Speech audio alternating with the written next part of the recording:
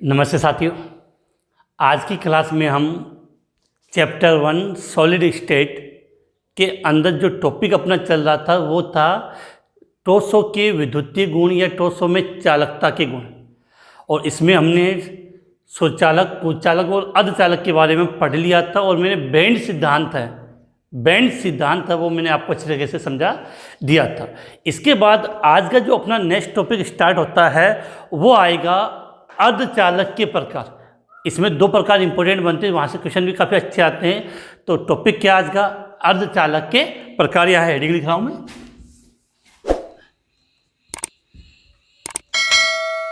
अर्धचालकों के प्रकार या अर्धचालक लेते हैं अर्धचालक के प्रकार।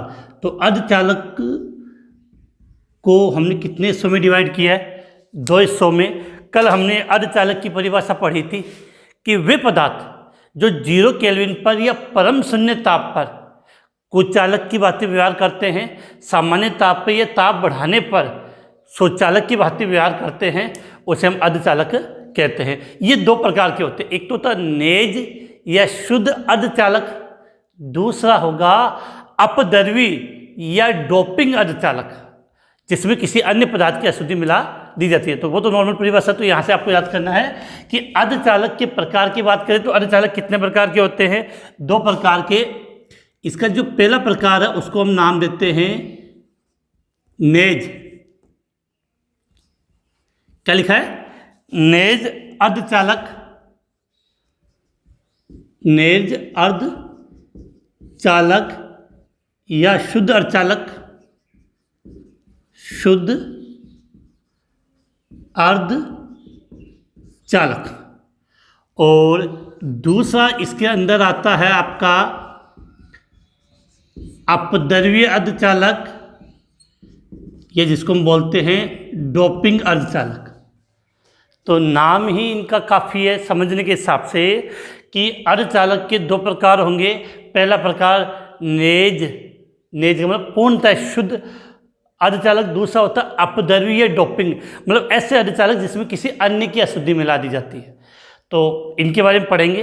फिर इस अपद्रव्य अर्धचालक के 2 प्रकार वो ज़्यादा इंपॉर्टेंट है।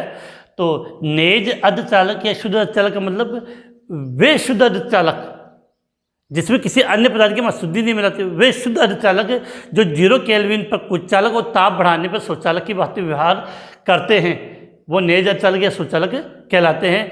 और इनमें क्या होता है कि जैसे हम टेम्परेचर बढ़ाते हैं तो इस नेज अर्धचालक के परमाणु के मध्य जो सहसंयोजक बंद होता है वो टूट जाता है। सुना बात गौर से कि सहसंयोजक बंद होता है वो टूट जाता है, जिससे इलेक्ट्रॉन मुक्त होंगे और इन्हीं इलेक्ट्रॉन मुक्त होने के कारण इनमें विद्युत धारा प्रवाहित होती है। अब अपद्रव्य अर्धचालक क्या होते हैं कि ये क्या होते हैं? 0 केल्विन पर कुचालक होते हैं और सामान्य ताप पर भी इनमें विद्युत धारा प्रवाहित नहीं होती है। तो इनकी चालकता बढ़ाने के लिए इनमें किसी अन्य पदार्थ की अशुद्धि मिला दी जाती है। इनकी चालकता बढ़ाने के लिए इनमें किसी अन्य पदार्थ की अशुद्धि मिला दी जाती है, जिससे इनकी चालकता में वृद्धि हो जाती है। फिर इसको हम वहाँ से डिवाइड करते हैं कि अशुद्धि हमने क्या मिलाई, क्या चीज़ हम इसके अंदर मिला रहे, उसके आधार पर हमने इसको 2 हिस्सों में डिवाइड करते हैं। एक को बोलते हैं एन टाइप के अर्धचालक और दूसरे को बोलते हैं हम पी टाइप के अर्धचालक। तो ठीक है, स्टार्ट करते हैं। रेडी? नोटबुक पेन उठा लिया होगा, क्योंकि साथ में आप जैसे जैसे मैं लिखता हूँ साथ में लिखते हो, काफ़ी स्टूडेंट का मैसेज आता है कि सर हम साथ में आप नोट्स बना लेते हैं। तो बहुत अच्छी बात है कि इससे आपको काफ़ी अच्छा कंफर्टेबल और काफ़ी ऐसा महसूस होगा। चलो हम स्टार्ट करते हैं। तो यहाँ से समझना, हमने स्टार्ट क्या किया? अर्धचालक के प्रकार। पहला अर्धचालक का प्रकार नेज अर्धचालक या शुद्ध अर्धचालक। पहले हम इसके बारे में बात कर लेते हैं कि नेज अर्धचालक या शुद्ध अर्धचालक है वो हम किसको कहेंगे। तो क्या लिखेंगे कि वे शुद्ध ठोस पदार्थ, क्या लिखा है? वे शुद्ध ठोस पदार्थ जो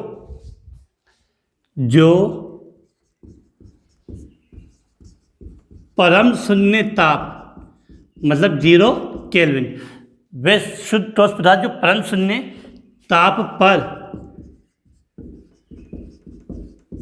कुचालक की भांति तथा ताप बढ़ाने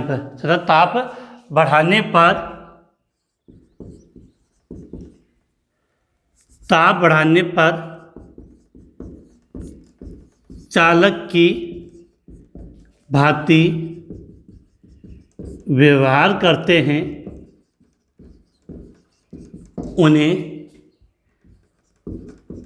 नेज या शुद्ध अर्धचालक कहते हैं। अब यहाँ पर क्वेश्चन बनेगा कि ताप को बढ़ाने पर इनमें चालकता में वृद्धि क्यों होती है। तो सीधा से एक आंसर दोगे कि जब ताप को बढ़ाएंगे, टेम्परेचर में वृद्धि करेंगे, तो इनके मध्य जो सहसंयोजक बंध होते हैं वो टूट जाएंगे, जिनसे इलेक्ट्रॉन मुक्त होते हैं, और उन इलेक्ट्रॉन के कारण ये चालकता दर्शाते। तो ये लाइन थोड़ी सी अच्छी है, जहाँ से क्वेश्चन काफ़ी अच्छे बन जाते हैं कि ताप में वृद्धि करने पर इनमें उपस्थित सहसंयोजक बंध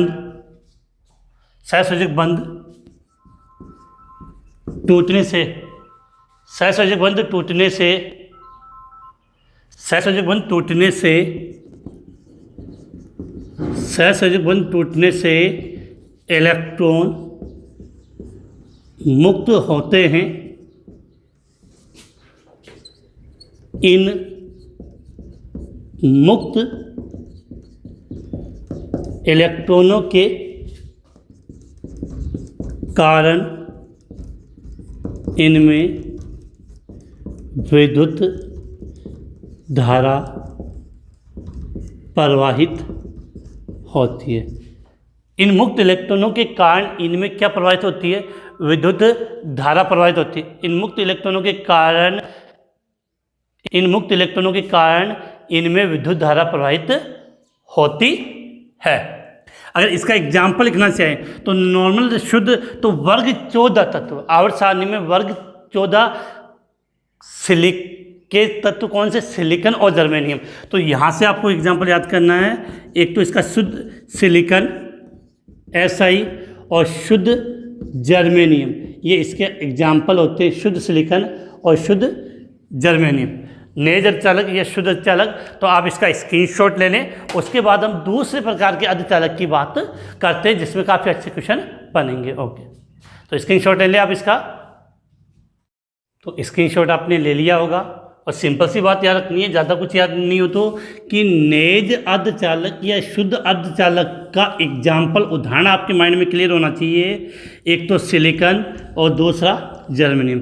शुद्ध सिलिकॉन और शुद्ध जर्मेनियम शब्द ज़्यादा लिखोगे तो ज़्यादा कंफर्टेबल रहेगा। तो ये तो था आपका पहला नेज अर्धचालक या शुद्ध अर्धचालक। इसके बाद हम इसके दूसरे प्रकार की बात कर रहे हैं। जो दूसरा प्रकार है उसको हम समझने की कोशिश करते हैं कि नंबर दूसरा, जिसको हम बोलते हैं अपमिश्रण, या जो दूसरे प्रकार का जो अर्धचालक है तो अपमिश्रण या अपद्रवी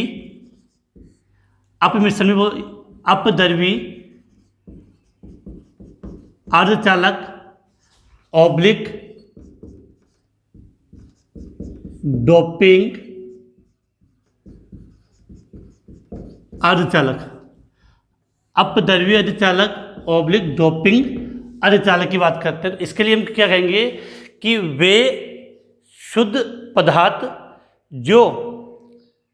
अर्धचालक या वे शुद्ध पदार्थ जो सामान्य ताप पर कुचालक या अचालक होते हैं, लेकिन उनमें किसी अन्य तत्व की अशुद्धि मिलाने पर उनकी चालकता गुणों में वृद्धि हो जाती है, उसे हम अपद्रव्य अर्धचालक या डोपिंग अर्धचालक कहते हैं। इस प्रक्रिया को, जो अशुद्धि मिलाते हैं उस प्रक्रिया को डोपिंग कहते हैं। तो अशुद्धि मिलाने की प्रक्रिया को डोपिंग या अपमिश्रण कहते हैं। तो यहाँ से लिख सकते हैं कि वे शुद्ध पदार्थ जो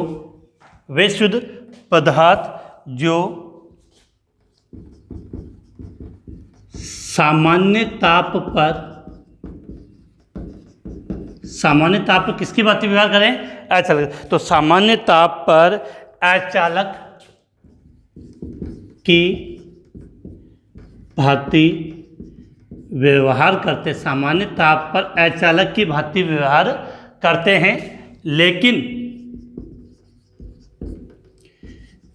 किसी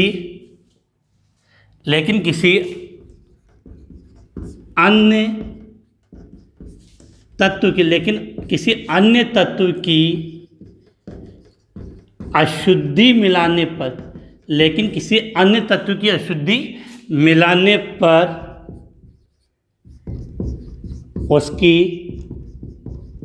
चालकता में वृद्धि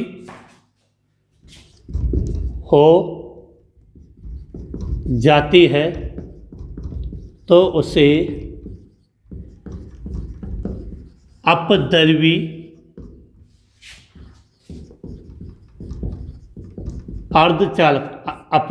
अर्धचालक कहते हैं।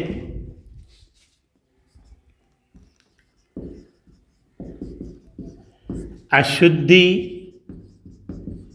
मिलाने की प्रक्रिया, क्या लिखा है? अशुद्धि मिलाने की प्रक्रिया अपमिश्रण डोपिंग कहलाती है। अशुद्धि मिलाने की प्रक्रिया अपमिश्रण या डोपिंग कहलाती है। यह अर्धचालक दो प्रकार का होता है। अब यहाँ से आपको क्वेश्चन समझना है, जहाँ से पहला होता है एन प्रकार के अर्धचालक, दूसरा होता है पी प्रकार के अर्धचालक। एक तो होता है एन प्रकार के अर्धचालक, दूसरा होता है पी प्रकार के अर्धचालक। तो जो अपनी बोर्ड एग्जाम में क्वेश्चन पूछा जाता है वो मुख्यतः यहीं से आता है कि एन प्रकार के अर्धचालक या पी प्रकार के अर्धचालक की हम बात कर लें तो रिपीट करते हैं कि अर्धचालक के प्रकार की बात कर रहे हैं। तो दूसरा प्रकार हमने क्या पढ़ा था? अपद्रव्यी अर्धचालक या डोपिंग अर्धचालक। नाम से क्लियर है कि ये सामान्य ताप पर किसकी भांति व्यवहार करेंगे? अचालक की। लेकिन जैसे ही आपने इसमें क्या मिला दी? अशुद्धि, तो इनकी चालकता में क्या हो गई है? वृद्धि। इनकी चालकता में क्या हो गई है? वृद्धि हो जाती है, चालकता बढ़ जाती है। और अशुद्धि मिलाने की ये प्रक्रिया, अशुद्धि मिलाने की यह प्रक्रिया क्या कहलाती है? डोपिंग कहलाती है, अपमिश्रण कहलाती है। और यह अपद्रव्यी अर्धचालक कितने प्रकार का होता है? दो प्रकार का। कितने प्रकार का? दो प्रकार का। एक तो होगा एन प्रकार के अर्धचालक और दूसरा होता है पी प्रकार के अर्धचालक। कितने प्रकार के होते हैं? दो प्रकार के होंगे। एक तो होगा एन प्रकार का अर्धचालक और दूसरा होता है पी प्रकार का अर्धचालक। अब देखो इसको हम समझेंगे। मैं पहले मिटा देता हूँ इसको। इसका आप पहले स्क्रीनशॉट ले लें, स्क्रीनशॉट। उसके बाद हम इसमें आगे बात करें। तो स्क्रीनशॉट आपका हो गया होगा। अब देखो कि यहाँ एन प्रकार के अर्धचालक और पी प्रकार के अर्धचालक में बच्चों में अगर सबसे ज़्यादा कन्फ्यूजन होता है तो वो यहीं पर होता है कि एन वाला कौन सा होगा, पी वाला कौन सा होगा।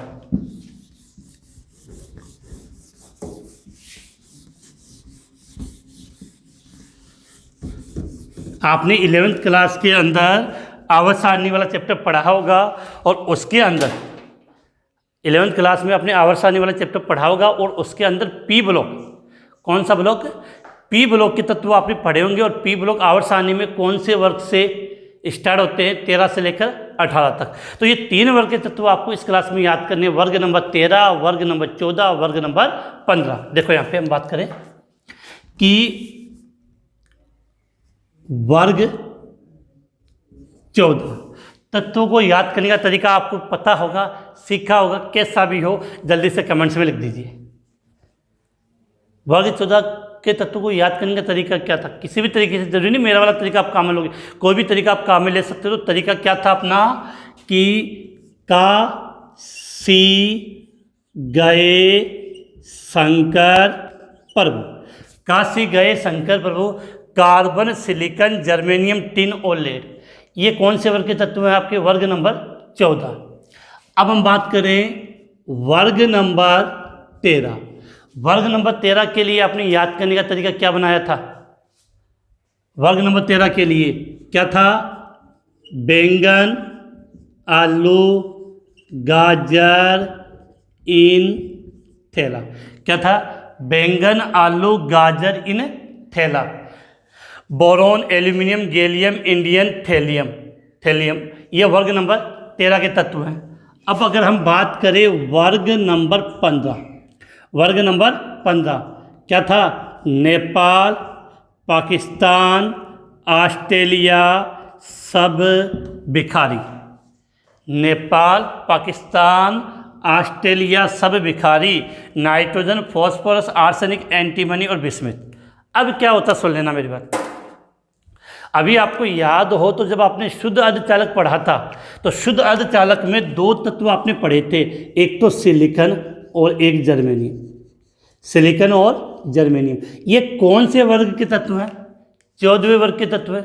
क्लियर होना चाहिए। सिलिकॉन और जर्मेनियम कौन से वर्ग के तत्व हैं? आपके 14वें वर्ग के तत्व हैं। अब बेटा 14वें वर्ग का मतलब क्या होता है कि इनके बाहरी कोष में इलेक्ट्रॉन कितने होंगे?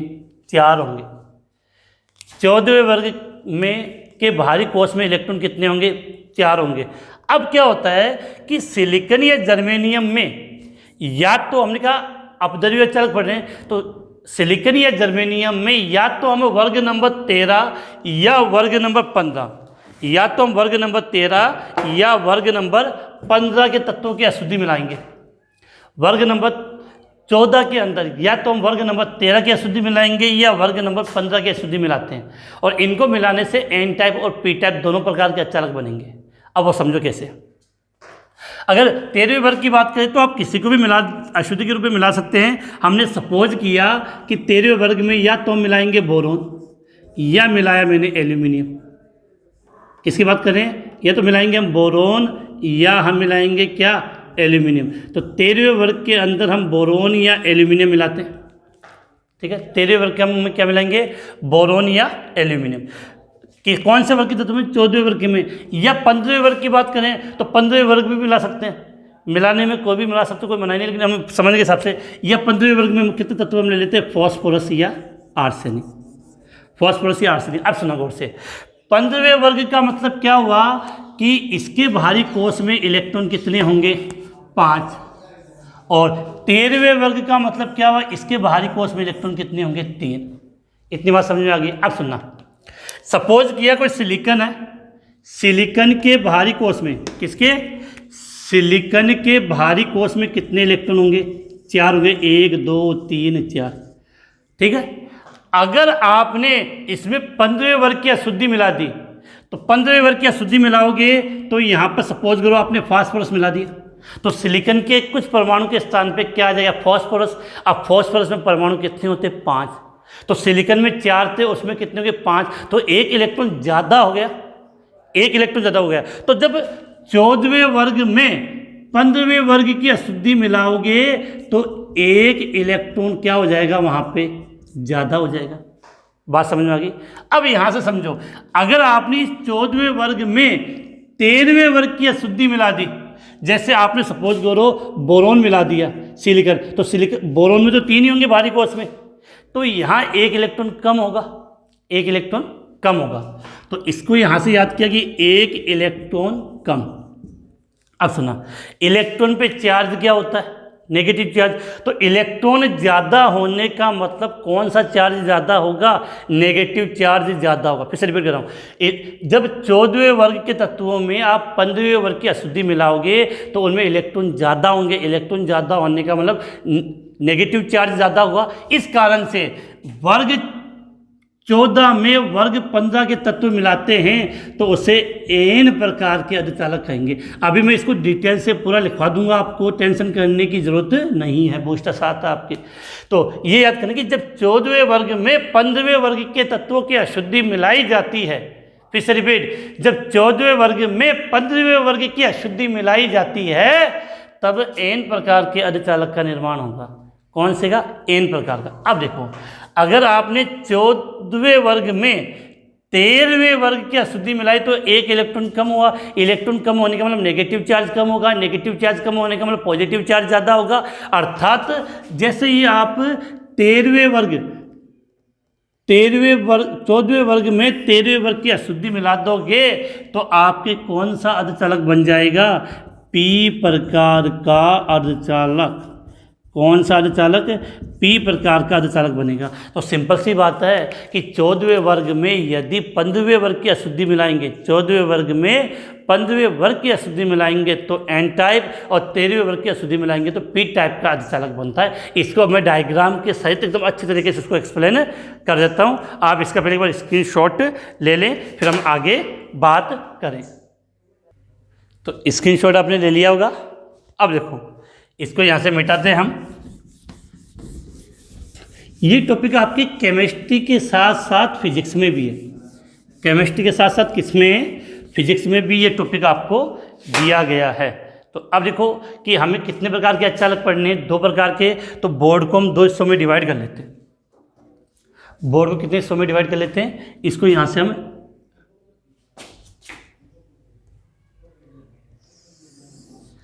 दो हिस्सों में डिवाइड कर लेते हैं। इधर तो हम हेडिंग में लिख लेते हैं एन प्रकार के अर्धचालक। यहाँ पे क्या लिख रहे हैं? एन प्रकार के, नजर आ रहा है ना बोर्ड पे? एन प्रकार के अर्धचालक। और यहाँ हम लिख लेते हैं पी प्रकार के। ये पी टाइप बोल दो, एक ही बात है। पी प्रकार के अर्धचालक। यहाँ हो गया एन प्रकार के अर्धचालक, उधर लिख दिए पी प्रकार के अर्धचालक। तो पहले हम क्या करते हैं कि ये जो एन प्रकार के अर्धचालक है, इनके बारे में हम डिटेल से बात कर लेते हैं, जिससे अपनी को एक चीज़ समझ में आ जाए। अब देखो, सबसे पहले अगर हमें लिखना है तो हम क्या लिखेंगे कि जब वर्ग संख्या 14, क्या लिखा है? जब वर्ग संख्या 14 के तत्व। अब वर्ग संख्या 14 में मुख्यतः हम किसका प्रयोग करते हैं? सिलिकॉन और जर्मेनियम का। तो जब वर्ग संख्या 14 के तत्व सिलिकॉन जर्मेनियम, सही है। जब वर्ग संख्या 14 के तत्व सिलिकॉन जर्मेनियम में वर्ग संख्या 15 के तत्व, वर्ग संख्या 15 के तत्व।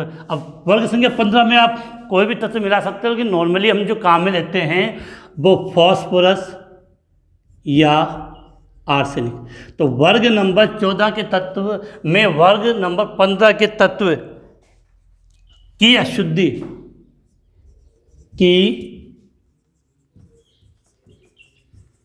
अशुद्धि मिलाने पर प्राप्त अर्धचालक को एन प्रकार के अर्धचालक कहते हैं। क्या कहते हैं? एन प्रकार के अर्धचालक कहते हैं। तो सीधी बात है, 14वें वर्ग में जब 15वें वर्ग की अशुद्धि मिलाई जाएगी तो कौन सा चालक बनेगा? एन प्रकार का चालक बनेगा। अब यहाँ से एक चीज़ समझो कि जैसे सपोज करो आपने एक सिलिकॉन लिया था, तो सिलिकॉन के परमाणु ऐसे होंगे, सिलिकॉन ज़्यादा बड़ा नहीं बनाएंगे, शॉर्ट में, कि जल्दी से आपको ये समझ में आ जाए डायग्राम। देखो यहाँ पे हो गया। अब सिलिकॉन के बाहरी कोश में इलेक्ट्रॉन कितने होते हैं बेटा? 4 होते हैं। सिलिकॉन के बाहरी कोश में इलेक्ट्रॉन कितने होते हैं आपके? 4 होते हैं। तो यहाँ 4 इलेक्ट्रॉन शो कर दिए, 1 2 3 4। तो सबके बाहरी कोश में आप कितने इलेक्ट्रॉन शो कर सकते हो, दिखा सकते हो? 4 इलेक्ट्रॉन आपने शो कर दिए।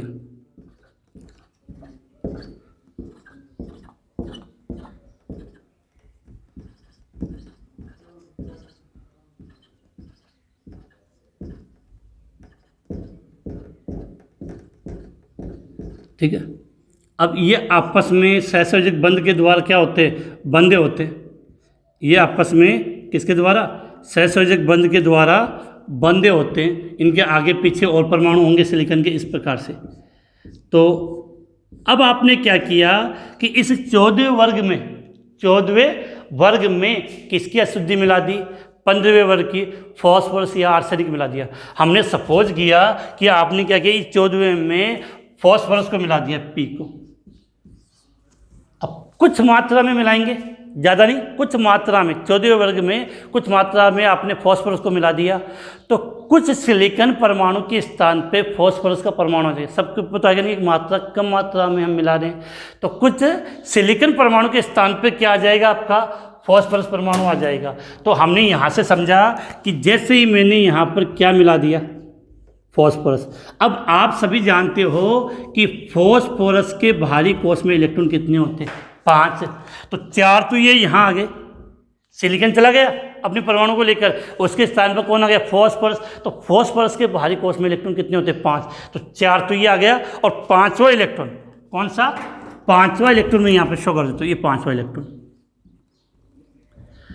अभी 5वां इलेक्ट्रॉन यहाँ फ्री अवस्था में रह गया, मुक्त अवस्था में 5वां इलेक्ट्रॉन हो गया। अब इसी इलेक्ट्रॉन के कारण, मुक्त इलेक्ट्रॉन, इसी इलेक्ट्रॉन के कारण इनकी चालकता में वृद्धि हो जाती है, क्योंकि यहाँ पे फ्री इलेक्ट्रॉन पाया जाता है, मुक्त इलेक्ट्रॉन, अयगमित इलेक्ट्रॉन पाया जाता है, जिसके कारण इनकी चालकता में क्या हो जाती है? वृद्धि हो जाती है। तो ये इसका डायग्राम था, बिल्कुल एक इलेक्ट्रॉन। अब देखो, इलेक्ट्रॉन एक्स्ट्रा होने का मतलब नेगेटिव चार्ज ज़्यादा होगा, और नेगेटिव चार्ज ज़्यादा होने का मतलब एन प्रकार के अचालक का निर्माण हो जाता है। ठीक है, अब इसके लिए अगर आप 2 लैंग्वेज में 2 लाइनों में वो लिखना चाहें तो हम ऐसे लिख सकते हैं कि इसके अंदर लिखना चाहें कि, और आपको अच्छे तरह से एक्सप्लेन हो जाए कि सिलिकॉन क्रिस्टल में फास्फोरस को कुछ मात्रा में मिलाने पर सिलिकॉन के कुछ परमाणुओं के स्थान पर फॉस्फोरस परमाणु आ जाता। सीधी बात है कि सिलिकॉन में आप कुछ मात्रा में फॉस्फोरस मिला दोगे तो सिलिकॉन के कुछ परमाणु के स्थान पे कौन आ जाएगा? फॉस्फोरस के परमाणु आ जाते हैं।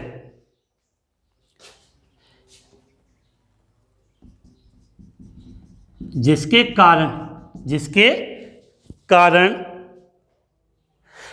कारण सिलिकॉन की तुलना में फॉस्फोरस के पास, जिसके कारण सिलिकॉन की तुलना में फॉस्फोरस के पास एक संयोजी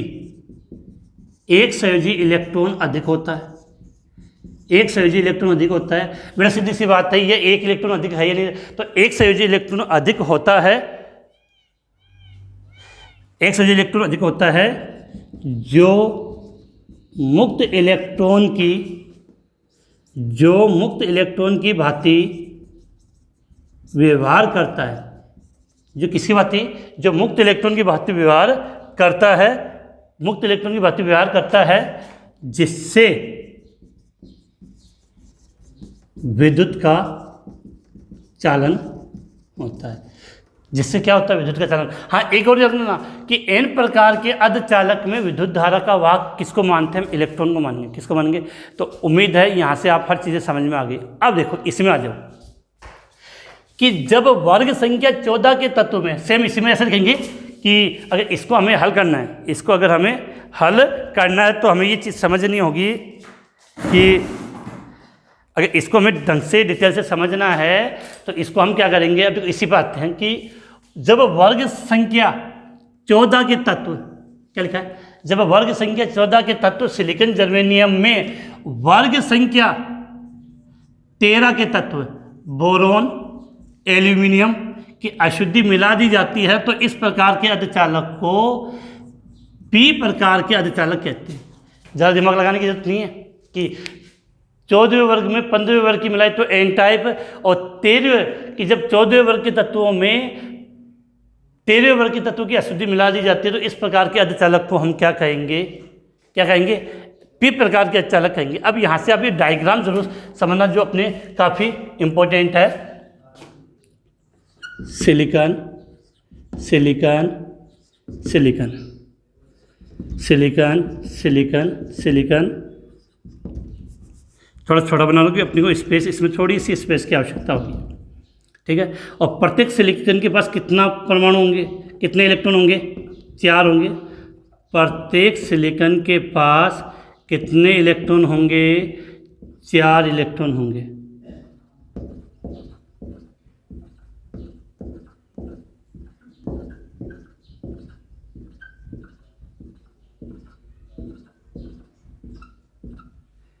ठीक है, ये डायग्राम की कंडीशन होती है अपनी, समझ गए। बनाना अब आपको आसानी से आ गया होगा कि इस डायग्राम को हम कैसे बनाएंगे।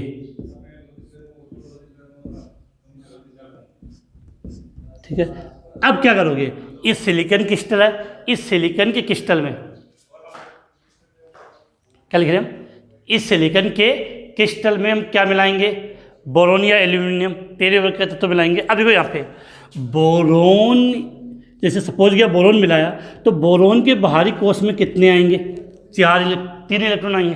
अब जो शब्द मैं बता रहा हूँ वो समझने की आप कोशिश करना, जहाँ से अपन कैसे कि देखो सपोज करना ये सिलिकॉन है, सिलिकॉन में यहाँ कितने इलेक्ट्रॉन रह रहे हैं, 4 इलेक्ट्रॉन। सपोज करते हैं इन इलेक्ट्रॉन जिस स्थान पे रहते हैं, क्योंकि इलेक्ट्रॉन जैसे ये स्थान मैंने उनको गोला बना के समझा दिया, यहाँ पे सपोज किया यहाँ पर इलेक्ट्रॉन रह रहे हैं। अब यहाँ से जब सिलिकॉन चले गए, सिलिकॉन चला गया तो सिलिकॉन जाएगा तो उसके स्थान पे इलेक्ट्रॉन भी जाएंगे उसके साथ वाले। अब सिलिकॉन तो चला गया, इलेक्ट्रॉन भी चले गए। अब एक विशेष बात कि इलेक्ट्रॉन जिस स्थान में रहते हैं, इलेक्ट्रॉन पे चार्ज क्या होता है, नेगेटिव। तो इलेक्ट्रॉन जहाँ रहेगा उसको नॉर्मली हम धनात्मक छिद्र या होल कहते हैं, कि ये जो स्थान जहाँ पर इलेक्ट्रॉन रहता है जिसको हम मान रहे हैं उसको हम क्या बोल सकते हैं कि धनात्मक छिद्र, या उसको हम क्या बोल देते हैं, होल बोल देते हैं। क्या बोल देते हैं, धनात्मक छिद्र, या इसको हम क्या बोल देते हैं, होल। अब इसके स्थान पे आपका बोरोन आएगा, बोरोन आया तो लो जी यहाँ पे मैंने बोरोन लिख दिया, और बोरोन के पास इलेक्ट्रॉन कितने होंगे, 3, 1 2 3। बात समझ में आई नहीं आई, तो ये एक धनात्मक छिद्र या होल है वो खाली रह जाएगा। अब देखो इसमें विद्युत धारा प्रवाहित कैसे होगी।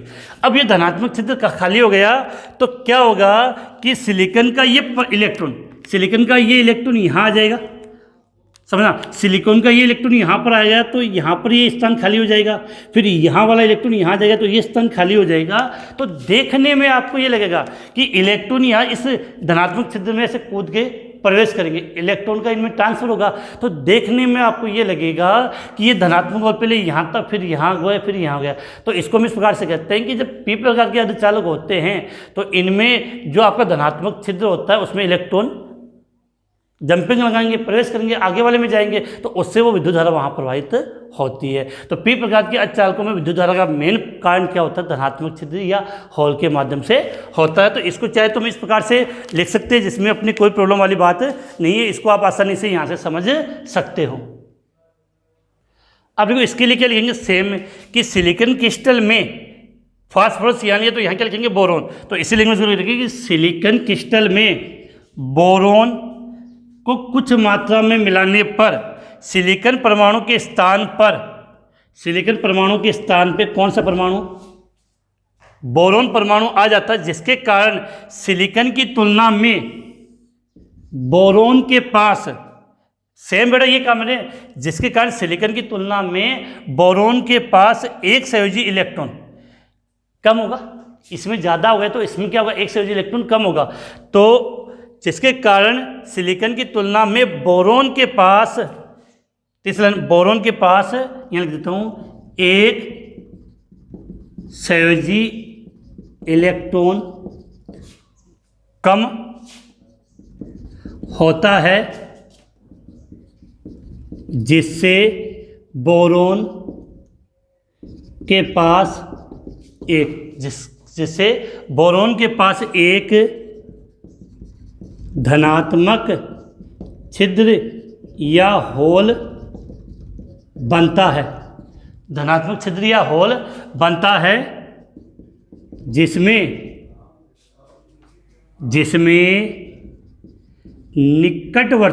निकटवर्ती सिलिकॉन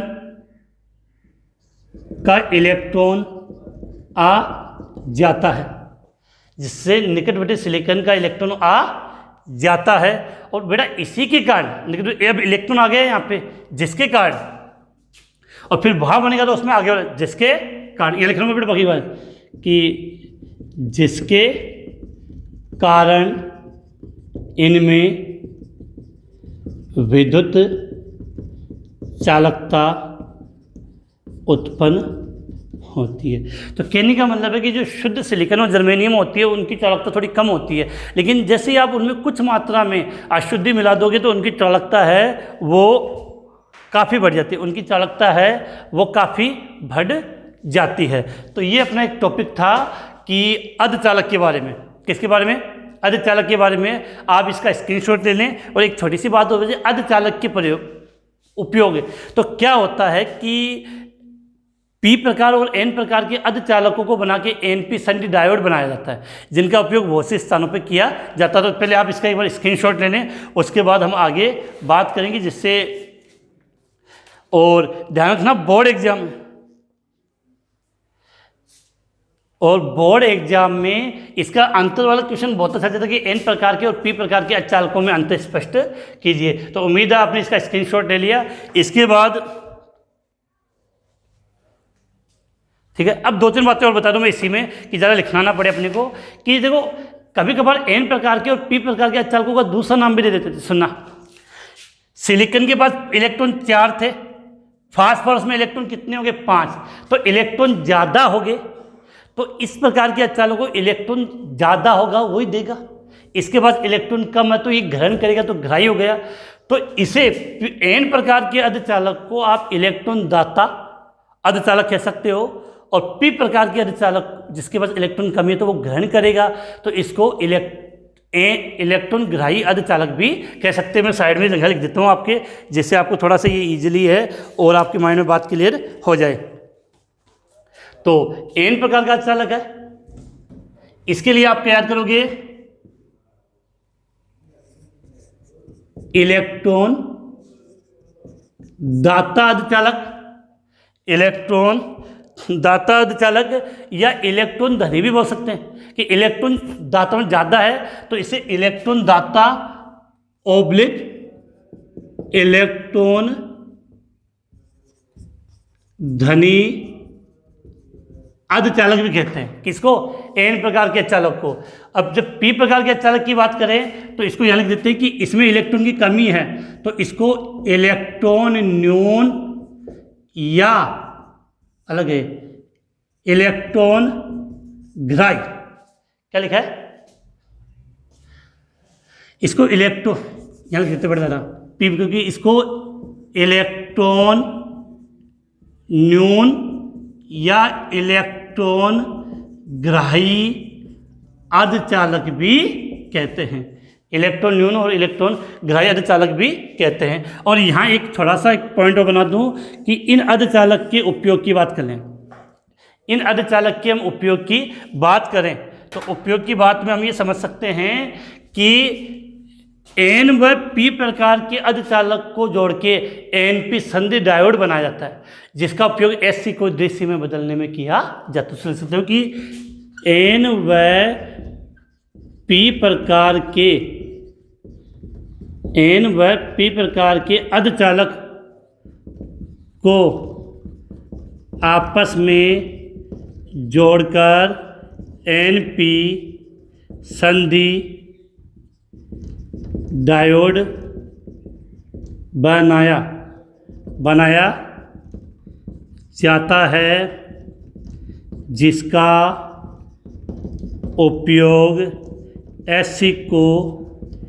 बनाया जाता है,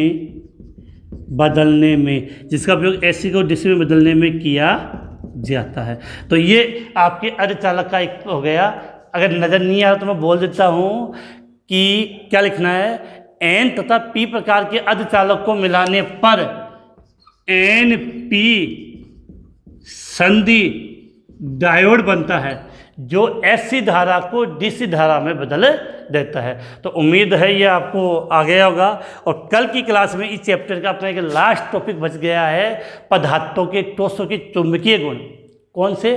टोर्सो के चुंबकीय गुण। और उसके बाद ये आपका चैप्टर समाप्त हो जाएगा और उसके बाद हम काफ़ी इसके इंपॉर्टेंट क्वेश्चनों के बारे में बात करेंगे। तो आज की क्लास काफ़ी लंबी हो गई है, गर्मी भी बहुत है, आपको साफ नज़र आ रहा होगा, पसीने बहुत आते हैं। तो कोई बात नहीं, आज की क्लास हम यहीं समाप्त करते हैं। जय हिंद, जय भारत।